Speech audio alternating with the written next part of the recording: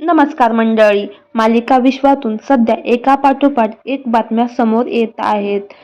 मालिका विश्वातील लोकप्रिय मालिका एकापाठोपाठ एक निरोप घेत आहेत. आई कुठे काय करते या मालिकेने नुकतंच प्रेक्षकांचा निरोप घेतला आहे. एखादी मालिका सुरू झाल्यानंतर ती 3 ते 5 वर्ष टेलिव्हिजनवर सुरू राहिल्यास त्या मालिकेचं सक्सेस असल्याचं म्हटलं जातं. आई कुठे काय करते या मालिकेनंतर आणखी एक प्रसिद्ध मालिका प्रेक्षकांचा निरोप घेत आहे. त्यामुळे चाहत्यांच्या मनात थोडंसं दुःखद वातावरण सुरू आहे. नेहमीच्या टिपिकल मालिकापेक्षा ही मालिका खूपच वेगळी आणि हटके होती. तसेच प्रेक्षकांना ती मालिका खूपच आवडत होती.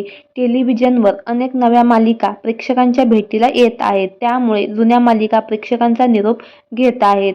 इच्छाधारी नागिन ही नवी मालिका झी मराठीवर सुरू होत आहे. या मालिकेची टेलिकास्टची तारीख समोर आली आहे. यावरून आता कोणती मालिका प्रेक्षकांचा निरोप घेणार हे समोर आलं आहे. झी मराठीवरील 7व्या मुलीची 7वी मुलगी ही लोकप्रिय मालिका प्रेक्षकांचा निरोप घेणार आहे. 12 सप्टेंबर 2022 साली ही मालिका टेलिव्हिजनवर सुरू झाली होती. 2 वर्षात मालिका बंद होत आहे. सस्पेन्स आणि हॉररचा पुरेपूर मसाला या मालिकेत पाहायला मिळाला होता. त्यामुळे इतर मालिकांच्या तुलनेत ही मालिका जरा हटकेच होती. अभिनेत्री त्रितिशा तावडे मालिकेत प्रमुख भूमिकेत होती, तर अभिनेत्री ऐश्वर्या नारकर यांनी पहिल्यांदाच या मालिकेत रुपाली हे खलनायिकेचे पात्र साकारले होते. प्रेक्षकांच्या मनावर अधिराज्य गाजवल्यानंतर ही मालिका 21 डिसेंबरपासून प्रेक्षकांचा निरोप घेणार आहे.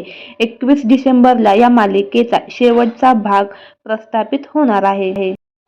तर मंडळी, तुम्हाला 7व्या मुलीची 7वी मुलगी ही मालिका आवडत होती का? आणि यातील कुठले पात्र तुम्हाला जास्त आवडले हे आम्हाला कमेंट बॉक्समध्ये नक्की कळवा. धन्यवाद.